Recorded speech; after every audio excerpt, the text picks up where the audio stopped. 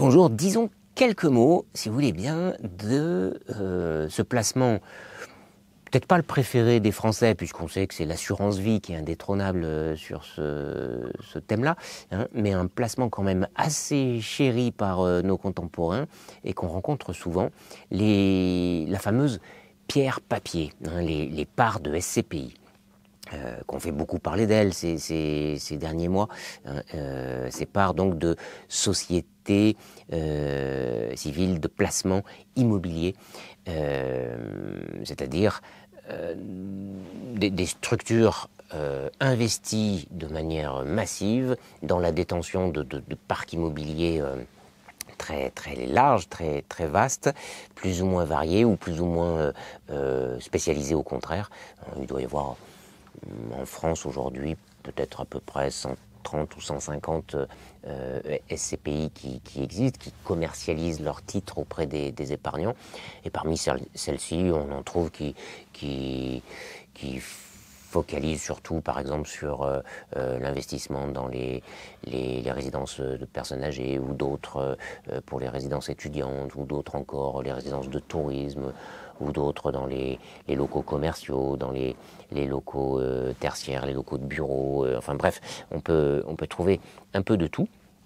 Et c'est vrai que ce qui explique historiquement le succès de ces pays est leur part quand même importante, leur fréquence dans les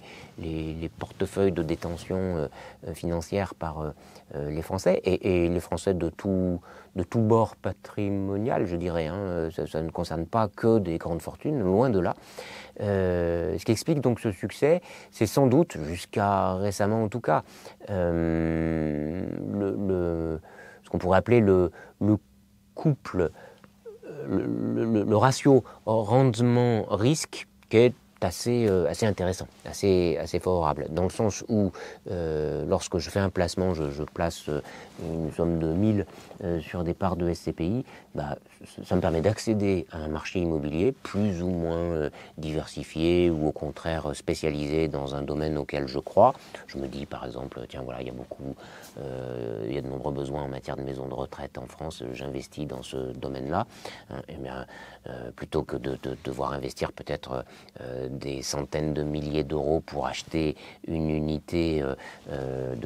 d'habitation dans une résidence de ce type, je vais placer 1000 euros, 10 000 euros, ça me donne accès à ce marché dans cette petite proportion, mais ça peut être une diversification dans mon patrimoine. Donc voilà, ça me permet cette segmentation facile. Et puis voilà, je me dis, et c'est souvent l'argument commercial qui m'est proposé, je me dis finalement, bien sûr, il y a un risque relatif, hein, c'est-à-dire que la valeur de ces parts de SCPI n'est absolument pas garantie en capital. Hein. Je place 1000 aujourd'hui, rien ne me dit que si je demande à récupérer mon argent demain ou l'année prochaine, on me remettra 1000. On me remettra peut-être plus, mais on me remettra peut-être moins aussi, ça dépendra de la façon dont sera comporté le cours du titre de cette SCPI. Et ce qui fait son cours, c'est bien sûr à la fois sa rentabilité, mais aussi la valeur des sous-jacents qui sont détenus par la SCPI, c'est-à-dire la valeur du parc immobilier.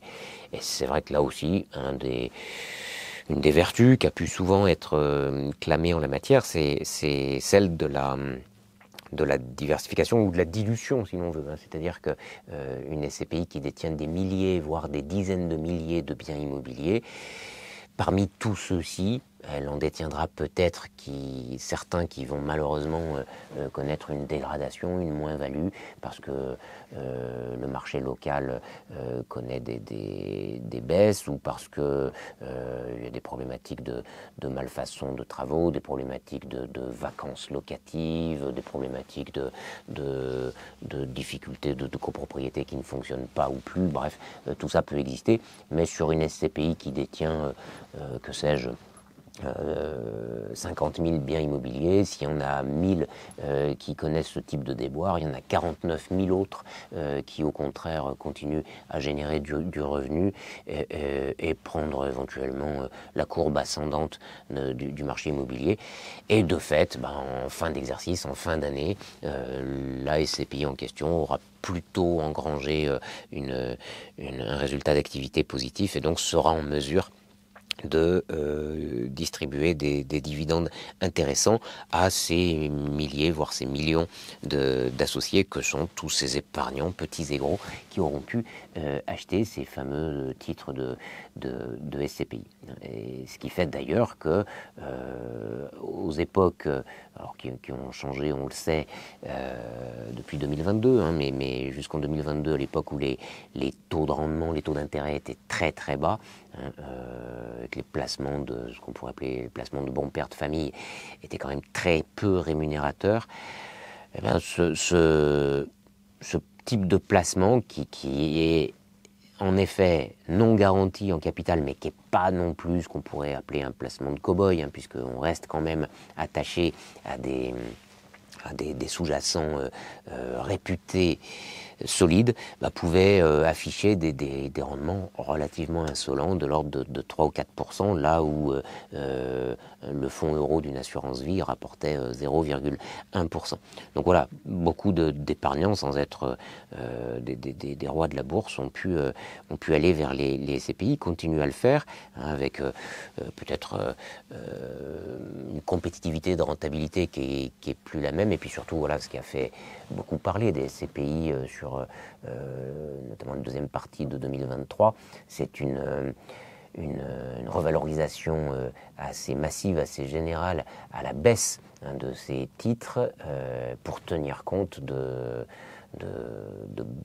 diminution dans les valeurs des biens immobiliers détenus, notamment pour certaines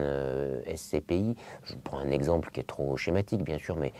par exemple des SCPI spécialisées dans les détentions de bureaux et qui voyaient de plus en plus de surfaces de bureaux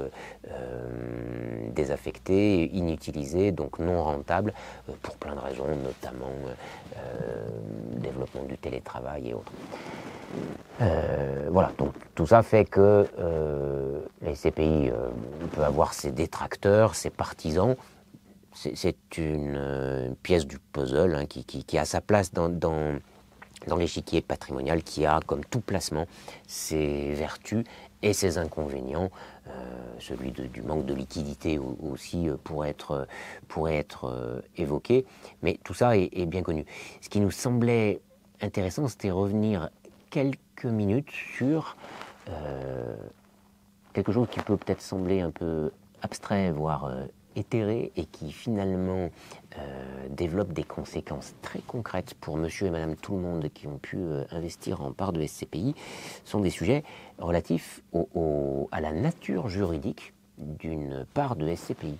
Finalement, qu'est-ce que c'est des parts de SCPI? Est-ce que c'est des actions? Est-ce que c'est des parts de société? Est-ce que ce sont des valeurs mobilières, des parts de SCPI? On pourrait se dire, voilà bien une question de juriste, parce que qu'est-ce qu'on s'en fiche? Au final, ce qui compte, c'est savoir ce que ça rapporte, ce que ça vaut, ce qu'on peut en faire, si ça peut être vendu facilement. Et justement, c'est un sujet sur lequel il y a eu du contentieux qui a abouti jusqu'à la Cour de cassation. Il y a déjà quelques temps, puisqu'elle a été amenée à se prononcer sur cette question le 8 décembre 2022. Donc ça fait déjà plus d'1 an et demi, mais le fait est que les conséquences de ce qu'elle a dit n'ont pas forcément été complètement intégrées dans la pratique, alors qu'elles peuvent être source de responsabilité peut-être pour pas mal de professionnels du conseil patrimonial, pas mal de professionnels de l'industrie financière et tous les gens qui peuvent être amenés à conseiller les investisseurs, les épargnants, et puis c'est sans doute important aussi pour les épargnants de savoir à quoi ils ont affaire et quelles sont les conséquences. À savoir donc que la Cour de cassation, sur cette question qui lui a été posée, en raison de différents enjeux que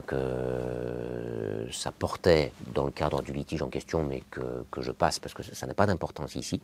Mais on lui posait cette question de savoir si les parts de SCPI étaient des valeurs mobilières ou non, des titres négociables ou non, et la Cour de cassation a répondu que non, ça n'est pas des actions. Les parts de SCPI ne sont pas des valeurs mobilières, parce que quand on achète des parts de SCPI, leur propriété n'est pas inscrite sur un compte titre qui serait ouvert à notre nom, c'est notre nom qui est inscrit sur le registre des associés de la SCPI, un registre sur lequel il peut y avoir des milliers, des dizaines de milliers, des millions de noms, mais finalement, c'est ce qui fait dire à la Cour que en acquérant ces titres, on achète des parts sociales et non pas des actions, non pas des titres négociables. Et en quoi c'est important ? Eh bien, ça déclenche de ce fait toute une série de caractéristiques inhérentes à deux régimes qui sont différents. Si j'achète des actions, ça signifie, le régime applicable à ça, au titre négociable, fait que lorsque j'achète ces actions, c'est moi qui les achète, elles sont à mon nom, et je suis seul à avoir la qualité d'actionnaire sans aucun débat là-dessus, même et y compris si je suis marié, et marié sous un régime de communauté. C'est pas la peine, je pense, de rappeler que voilà, la grande majorité des gens qui sont mariés le sont sous un régime de communauté. Donc le sujet qu'on aborde là est loin d'être une hypothèse de laboratoire.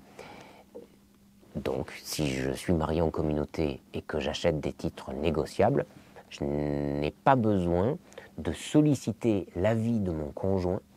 pour lui demander, conformément à ce que le Code civil prévoit et organise, s'il veut revêtir avec moi la qualité d'associé. Je suis Vincent Moratti, j'achète des titres négociables, je les achète à mon nom et on n'a pas besoin de notifier à mon épouse l'opération que je suis en train de faire et de lui demander si elle veut prendre la qualité d'associé à mes côtés ou pas, alors que cette démarche est obligatoire si on parle de part sociale. Obligatoire. Ou en tout cas, elle se pose, et si je ne la formalise pas au moment où j'achète les titres, ça veut dire que mon épouse, tant que nous sommes mari et femme, peut à tout moment revendiquer la qualité d'associé auprès de la société si on ne lui a pas demandé, lors de la souscription des titres, de renoncer à cette qualité d'associé. Elle peut le faire à tout moment, tant que nous ne sommes pas divorcés, tant que l'un de nous n'est pas décédé, c'est-à-dire tant que le mariage est en cours.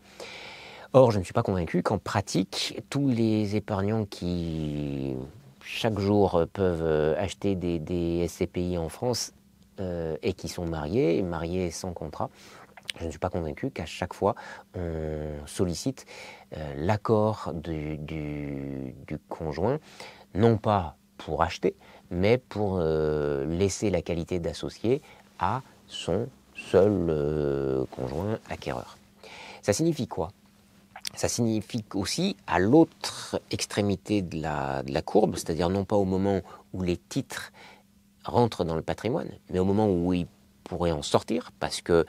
voilà, je suis Vincent Moratti, j'ai acheté mes parts de SCI, puis à un moment donné, pour une raison X, je souhaite les revendre. Parce que j'ai besoin d'argent, ou parce que j'y crois plus, j'ai envie d'investir ceci sur d'autres SCPI ou d'autres placements de totale autre nature, et je veux vendre ces parts de SCPI. Alors, on l'a effleuré tout à l'heure, je vais me confronter à ce moment-là peut-être à certains délais parce que c'est pas un bien liquide. On va pouvoir me rembourser mes titres une fois qu'ils auront été vendus à un autre investisseur, ce qui peut prendre un temps plus ou moins long. Mais ça, je dirais, c'est l'aspect économique de la chose. Mais sur le plan juridique, étant donné que ce que je vends, ce n'est pas des actions, ce ne sont pas des valeurs mobilières, compte tenu de ce que la Cour de cassation nous a donné comme éclairage en décembre 2022, et que ce sont des parts, des parts sociales, eh bien, si je les ai achetées en cours de mariage, elles sont incluses dans le périmètre de la communauté, et je ne peux pas les vendre sans l'accord de mon conjoint. Si cette vente est faite sans sa signature, la vente est nulle. La vente est nulle. Ça signifie que mon conjoint pourrait revenir à tout moment sur la validité de cette vente. Donc là encore, il n'est pas certain que les pratiques se soient mises au diapason de cette réponse de la Cour de cassation et que la validité des opérations soit forcément toujours au rendez-vous. Même si, bien sûr, les démarches qui en découlent peuvent parfois correspondre à un freinage des opérations parfois bien huilées par les processus bancaires. Mais il est peut-être important de rappeler ces deux conséquences, ces deux démarches qui résultent tout simplement de règles de base du Code civil. L'article 1832-2 du Code civil qui dit que quand je souscris au capital d'une société qui n'est pas une société en action, on doit solliciter l'avis de mon conjoint pour savoir s'il veut devenir co-associé ou pas, et si oui, les questions d'agrément qui se posent. Et deuxièmement, sur la question de la vente, l'article 1424 du Code civil qui dit que pour la vente de parts sociales, entre autres actifs, je ne peux pas agir seul sans la signature de mon conjoint. Et puis, peut-être troisième et dernière conséquence, mais il y en a peut-être d'autres, mais celle-ci nous semblait assez concrète, assez marquante par rapport au caractère fréquent des conséquences dans la vie des gens. C'est la dimension du raisonnement que les juges ont employé lié à l'analyse qu'ils ont fait de la nature de ces titres, de ces parts de SCPI, en considérant que, en fait, il ne s'agissait pas réellement de titres fongibles, comme le sont des actions. La fongibilité, dans notre langage de juriste, c'est ce qui caractérise l'interchangeabilité de plusieurs biens de même nature, de même espèce, et qui n'ont pas d'individualité propre. Si j'ai des actions dans une société cotée, peu importe leur numérotation, elles ont exactement les mêmes caractéristiques que d'autres actions détenues par un autre investisseur dans la même société. C'est un peu comme la monnaie. Peu importe un billet de 100 € par rapport à un autre billet de 100 €, c'est pas leur nature d'objet qui compte, c'est la valeur qu'ils représentent qui est complètement interchangeable. Les deux billets de 100 € sont totalement identiques dans leur capacité de paiement qu'ils offrent tous les deux. Les actions, c'est pareil, les valeurs mobilières, c'est cette fongibilité qui les caractérise et que les juges ont écarté en matière de SCPI en disant qu'on n'était pas en présence de titres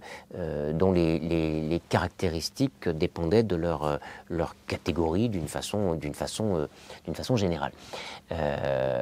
Et de ce fait-là, on ne remplissait pas les conditions de la fongibilité qui caractérisent donc les valeurs mobilières. C'est aussi un des critères qu'ils ont retenu pour dire les parts de SCPI ne sont pas des valeurs mobilières. Or, la fongibilité, cette interchangeabilité des biens, est l'un des paramètres requis avec un autre qui est ce qu'on appelle la consomptibilité, c'est-à-dire la caractéristique du bien dont on ne peut pas faire usage sans le consommer, ce qui est le cas aussi de la monnaie. C'est la réunion de ces deux qualités, la consomptibilité et la fongibilité, qui permettent de dire qu'un démembrement appliqué à ce type de bien, un usufruit s'appliquant à de la monnaie, un usufruit s'appliquant à des actions négociables, va pouvoir être analysé comme un quasi-usufruit, c'est-à-dire un droit d'usufruit, un droit démembré donnant des prérogatives d'action renforcées à l'usufruitier, tout simplement du fait de la nature des choses. Il ne peut pas utiliser le bien sans consommer sa substance, c'est-à-dire sans en disposer. Et donc l'usufruitier se retrouve finalement à la tête d'un pouvoir équivalent à celui d'un propriétaire, c'est-à-dire qui lui permet de disposer du bien, à charge simplement s'il consomme donc ce capital, de rembourser les propriétaires du capital, les nus propriétaires, lorsque son usufruit prendra fin, par le biais donc d'une obligation de restitution d'une valeur équivalente. Toute cette mécanique du quasi-usufruit que l'on connaît bien et qui a fait tant parler d'elle aussi cette année avec la loi de finances 2024, c'est un autre sujet sur lequel on pourra revenir par ailleurs. Mais ça signifie donc que pour qu'on puisse parler de quasi-usufruit sur des titres, il faut qu'il s'agisse de valeurs mobilières, ce que ne sont pas les parts de SCPI. Ça signifie donc que si j'ai acheté des parts de SCPI, que je les conserve toute ma vie, et que je décède un beau jour, laissant pour recueillir ma succession mes enfants nus propriétaires de ces parts de SCPI et mon épouse usufruitière, comme elle est usufruitière de l'intégralité de ma succession, l'usufruit qu'elle appliquera sur ces titres ne sera pas un quasi-usufruit. Elle n'aura donc pas la capacité de vendre ces titres seule, elle aura besoin de l'accord de mes enfants nus propriétaires. Alors que sur des titres fongibles, on aurait pu défendre le fait qu'elle était quasi-usufruitière et appliquer la fameuse jurisprudence Bellet, celle de 1998, qui était arrivée à ces conclusions que l'usufruitier d'un portefeuille de valeurs mobilières ne pouvait pas faire usage de ce portefeuille, gérer ce portefeuille autrement qu'en procédant à des arbitrages et donc à réaliser des actes de disposition dans le cadre d'un quasi-usufruit. La jurisprudence Bellet, donc de 1998, bien connue, télescopée à cette jurisprudence de 2022 en matière de SCPI, rencontre un problème. Et l'usufruitier confronté à des titres de SCPI ne semble pas, selon nous, pouvoir agir sans l'accord unanime des enfants s'il veut se séparer de ces titres après la naissance du démembrement. Voilà un petit peu les trois piliers qui nous semblaient ébranlés par cette jurisprudence et qui nous semblaient importants à souligner, à la fois au moment de l'achat des titres, au moment de la revente des titres et au moment de la transmission successorale de ces titres.